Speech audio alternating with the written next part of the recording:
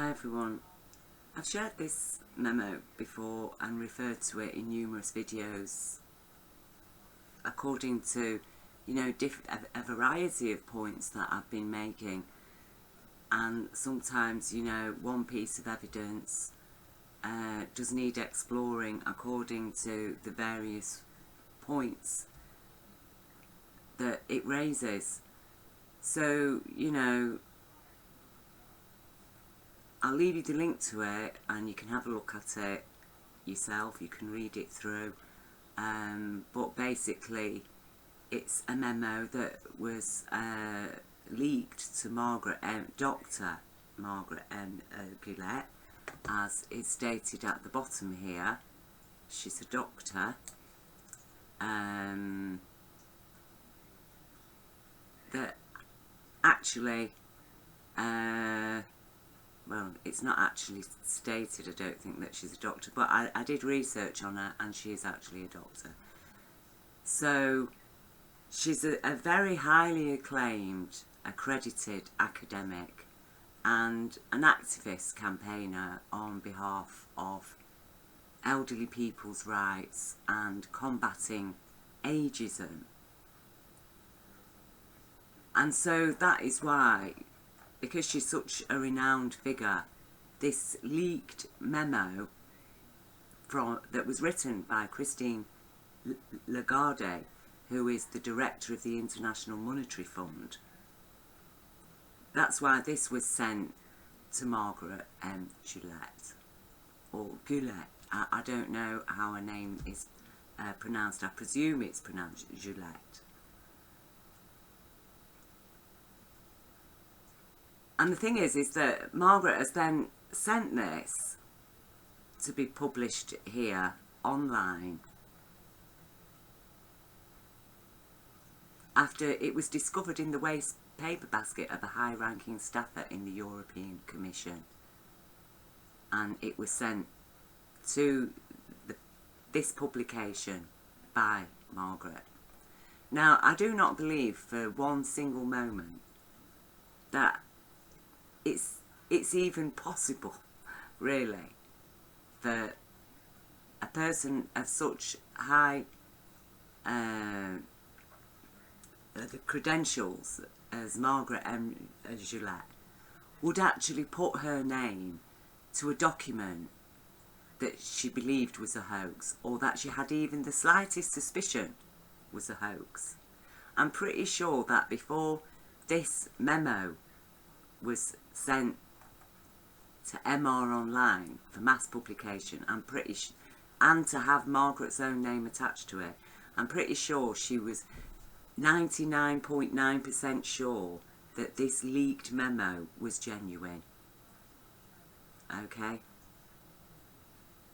And this was published in 2018, so it's likely that the memo itself was from perhaps 2017, though it could have been 2018, but I know for sure it was circulated for discussion and consideration at Davos.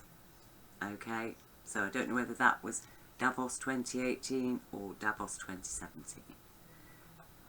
And it is all about culling the elderly, people with underlying health conditions, and how this needs to be done because elderly people and people with health problems are a risk to the global economy.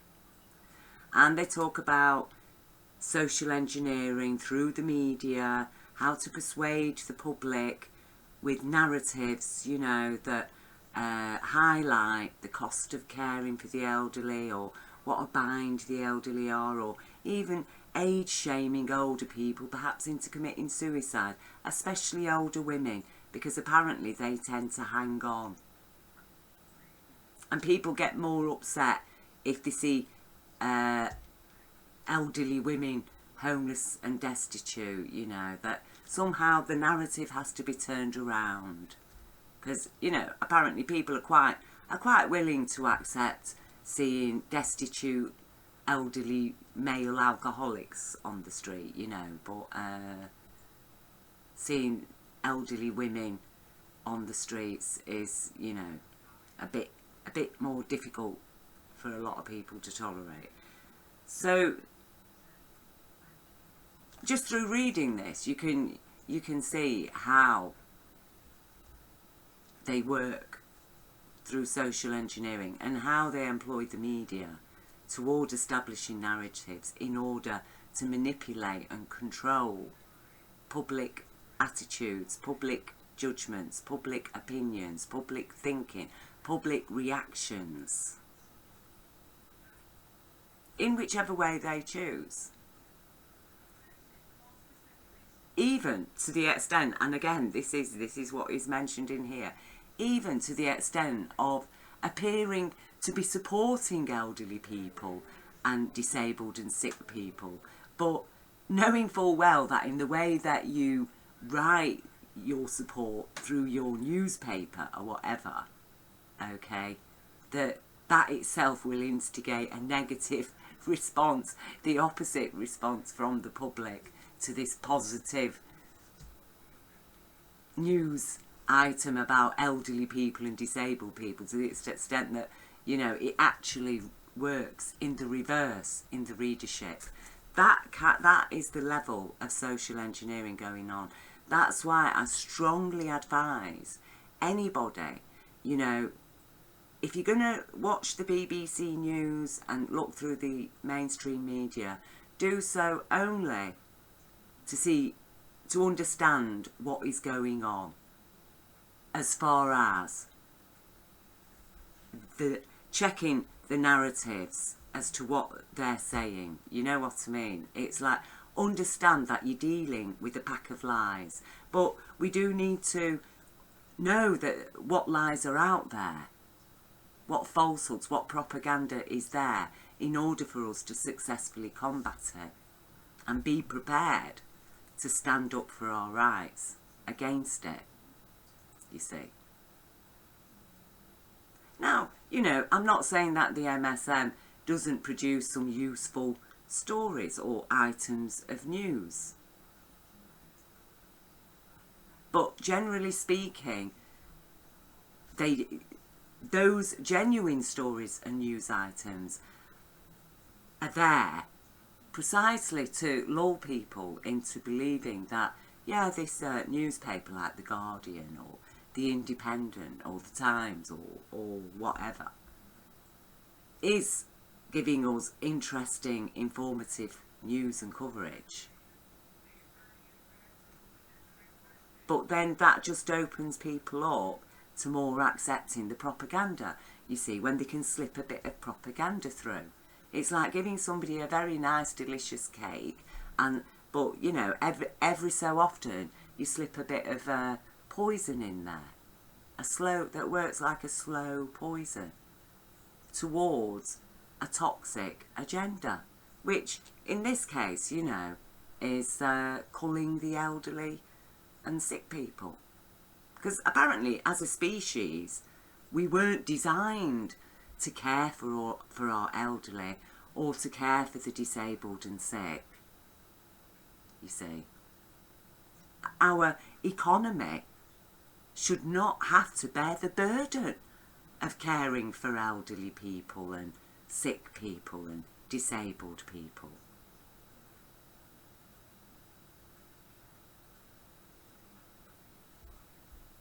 That's the basic gist of the narrative from these total idiots presently in power and dictating how we should live on this planet, even to the degree of claiming that there's too many of us. Okay? Now, the point I'm going to pick up on here, though, is this title, because this memo was titled, "For Your Eyes Only, from the Coalition." And that is what people need to understand, what is going on in this world, in virtually every nation right now with this coronavirus alleged pandemic. viral xenophobia that is being used to justify placing whole populations under mass house arrest and wrecking our economies, trashing our rights and democracies, and turning every nation into a mini communist China style dictatorship that it possibly can. So Britain, it seems, is a prime example. Democracy is now suspended indefinitely in Britain. Human rights have been scrapped indefinitely in Britain. That's what's happened.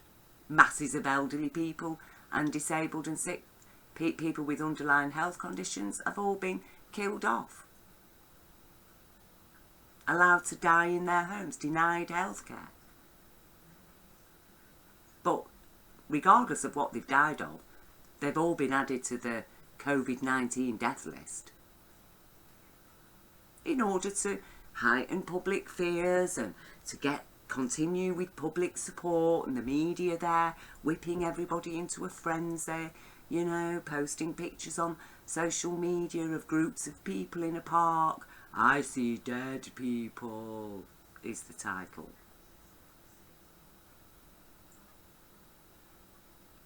To promote and instill negative public opinion at seeing groups of people standing together. Oh, but it's all right for police officers to all stand together. It's all right for unprotected, untested police officers to be arresting people, start talking to their friends at a distance in a car park. Okay? Because obviously police officers are immune from COVID-19, aren't they? But make no mistake about it, people, the coalition, that is what is important here. That we understand what the coalition exactly is and who it comprises of. So obviously Christine Lagarde here, director of the International Monetary Fund, she's part of the coalition. We can guarantee that virtually the whole of the British government is part of the coalition. That every major corporation, their heads are part of the coalition. That the handful of rich people who own more than half the world's wealth are all part of the coalition. That Bill Gates is part of the coalition. And all of Epstein's associates are a part of the coalition. That the United States government is part of the coalition, and definitely Israel is part of the coalition. So the coalition decided in either 2017 or 2018 that we needed a massive cull of the elderly. But what else did the coalition decide around that same period? So, have a look at this, Event 201. An exercise. Event 201 was a 3.5-hour pandemic tabletop exercise that simulated a series of dramatic scenario-based facilitated discussions confronting difficult true-to-life dilemmas associated with response to a hypothetical but scientifically plausible pandemic. 15 global business, government and public health leaders were players in the simulation exercise that highlighted unresolved real-world policy and economic issues that could be solved with sufficient political will, financial investment and attention now and in the future. The exercise consisted of pre-recorded news broadcasts, live staff briefings and moderated discussions on specific topics. These issues were carefully designed in a compelling narrative that educated the participants and audience. The Johns Hopkins Centre for Health Security World Economic Forum and Bill and Melinda Gates Foundation jointly proposed these recommendations. basically mass vaccination, everything that's been happening with this pandemic. And then we have also this, the EU planning a vaccination passport since 2018. And again, I'll leave you the link. It's a link that I've shared before, and it also refers to the 2001 event, which was held just a month later after the WHO Global Vaccination Summit. This was September 2019, announced the 10 actions toward vaccination for all, which cover much the same ground. So, you know, let's have a look at this EU planning vaccination passport. Let's have a look at what it's all about and what it is actually referring to. So this is from 2018, last updated 2019, March 2019. That was when it was last updated. Okay, but it is from 2018, and that's why it starts from 2018. And you can go through it and you can see roadmap for the implementation of actions by the European Commission based on the Commission communication and Council recommendation on strengthening cooperation against vaccine preventable diseases. And so here we are, feasibility study,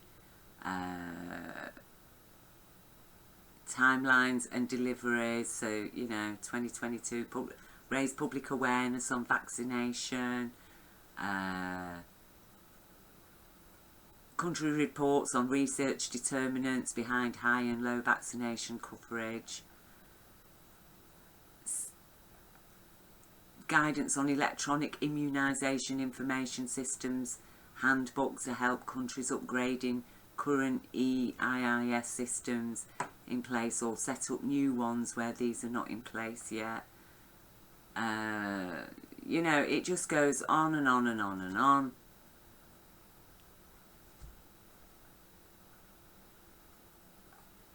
Horizon Europe Global Vaccination Summit taking place on 12th of December, organised by European Commission in cooperation with the World Health Organization, and I've just referred to that and in that article.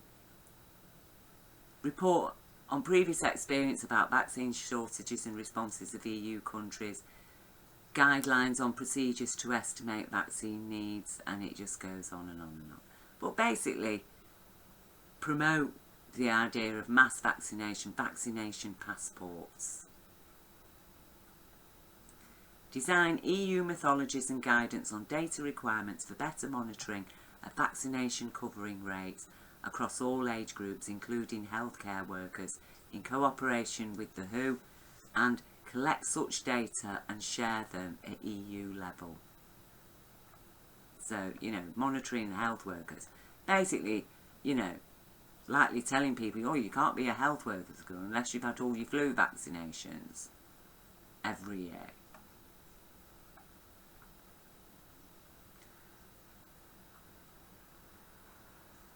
It is very, very disturbing when you've got the coalition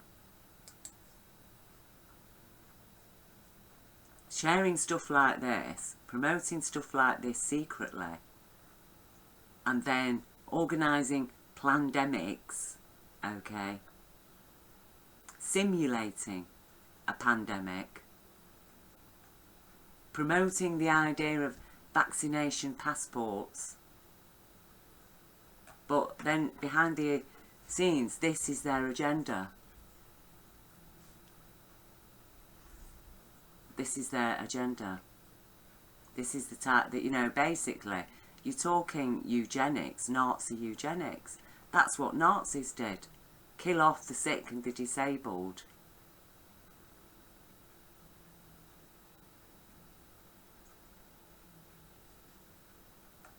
That is eugenics. There's no getting away from it.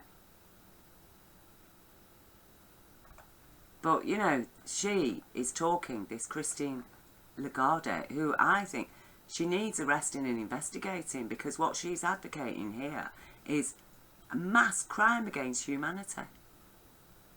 Elderly people are human beings with rights. Who on this earth has got a right to put forward such horror as is expressed in this memo? What kind of people will sit together in a group at a conference and tolerate this kind of horror, this Nazi BS? Well, you know, the same kind of people now controlling the Prime Minister of Britain, you know, our Parliament, our government, controlling America, controlling how many nations of Europe, obviously not Sweden, not Iceland.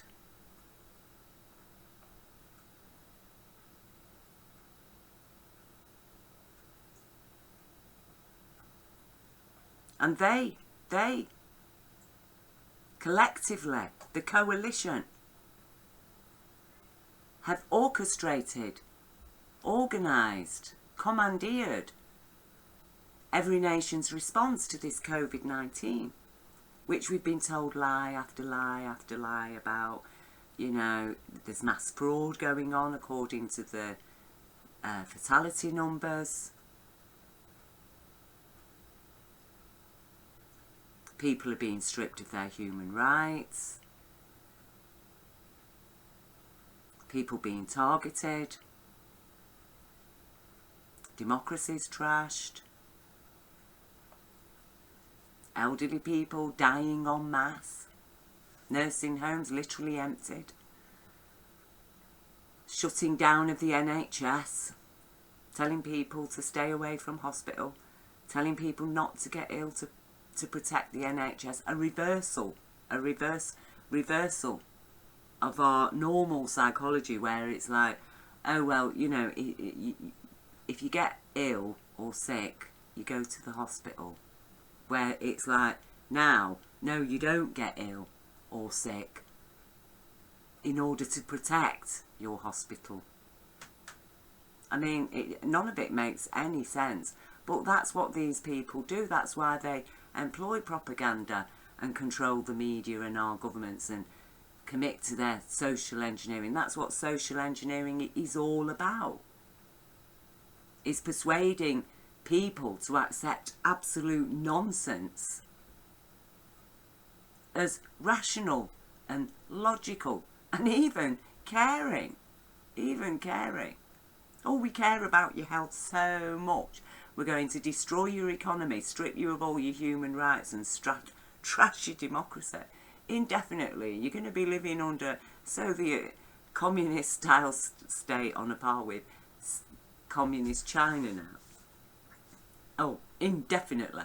Until this virus disappears, and unfortunately it's going to be around for until we get a vaccine, which it looks like we might be able to develop in a few months. We'll just put that out there. See what the public response is. Looks like the public's not quite ready for an experimental vaccine after a few months. It seems we might not get away with that. There's too many doctors and medical professionals speaking out already.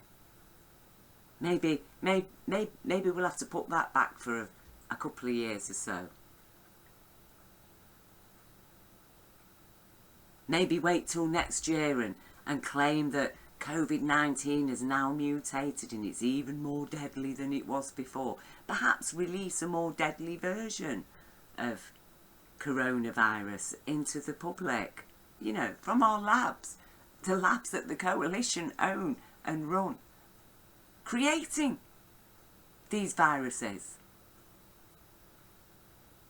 So that will run to them for protection. So basically, they're running a protection racket, and that's how they get power and control, by persuading people that, look, you know, you stick with us, you do what we say, we're here to look after you, we're here to protect you from a virus. Have they done anything to protect us from cancer? If they really cared about people, there would not be one nuclear power plant operating on this planet.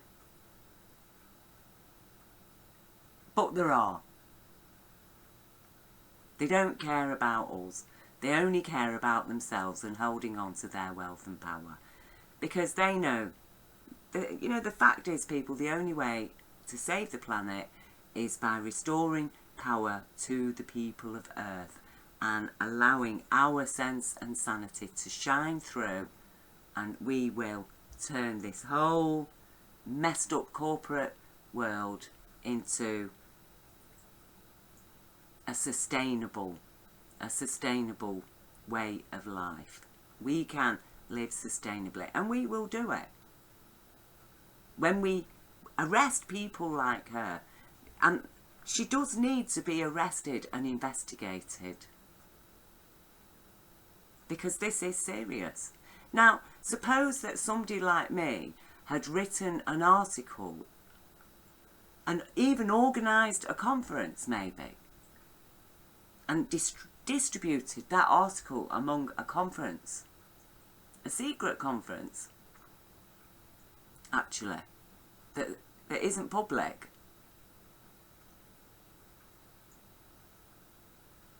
Suppose I'd written about ways in which we, the people at that conference, calling ourselves the coalition, can abuse what powers we have over the media in order to gain public support for killing members of parliament.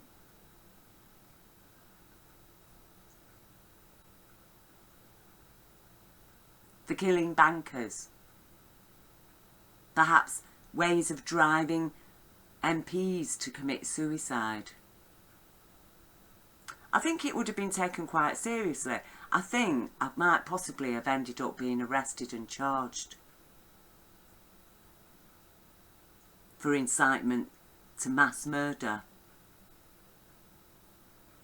So why is she still walking around free? Because, like I say, this is not a hoax. And when it's coming from and being circulated around a very powerful and rich group of people, actually psychopaths, because, you know, who could get that rich unless they're a psychopath and couldn't give a jot about the people that they've essentially stolen that wealth from, off their labour, off their work. They've made those profits, refused to pay taxes. That's a conspiracy. We're talking about a conspiracy, an international conspiracy that we know does include people who harm children for their pleasure. And that does include Satanism, satanic ritual abuse, child trafficking, drugs, crimes, illegal arms sales, blackmail, bribery.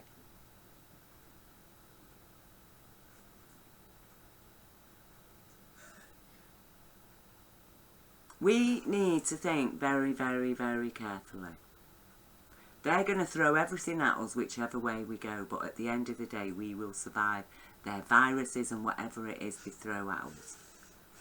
As a species, we survived the bubonic plague. We've got a lot more at our disposal these days to protect us from viruses and whatever they throw at us. We lived with smallpox, tuberculosis, polio for centuries. We survived. We're going to have to face reality. You know, Jesus said, have no cares for your health. Now, obviously, we have to understand what context he made that statement in, because obviously Jesus did have cares for people's health because he went around healing the sick. Okay? And people gathered around him for help with health issues. So it isn't that he was telling people, you know, don't go and get treatment if you get ill. But he was talking, this was in the context of when it comes to standing up for your rights, your universal rights, then you can't let health concerns stand in the way of your universal rights, you see, because our human rights are our prime health concern, because they assure our rights to health care, our rights to live lawfully and sustainably and honourably and with grace and with dignity and respect for the law. But people like her, they ignore the laws that they set for us. The law comes down very heavily on the little people, but the big people can just rise above it, apparently. They're above the law. She can't be prosecuted. Doubtless you say, I never wrote that memo. Prove it then. Where did it come from? People need to be questioned by the police that received this memo. There needs to be an investigation, because this is a mass conspiracy to murder elderly people in Britain, in America, in Europe, in every Western nation actually, that the coalition has a grip on.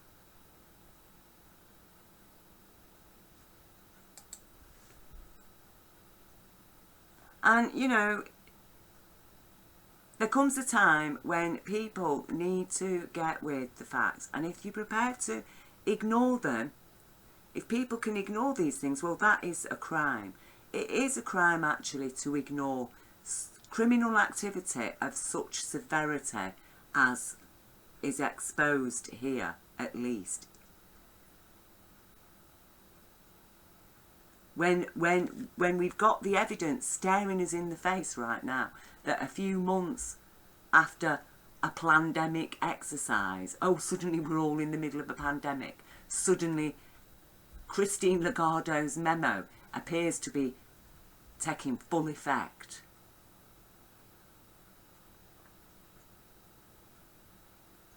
And, you know, the mass media has got the whole country focusing on Dominic Scumming's little PSYOP exercise designed specifically to justify ever-increasing police force against people that step outside of the lockdown rules. So, you know, expect police to be knocking on your door if you've broken these rules and put people at risk of COVID-19. It's absolutely despicable and outrageous, but it's more despicable and outrageous that the fact that people are just buying it because they're so scared for their health,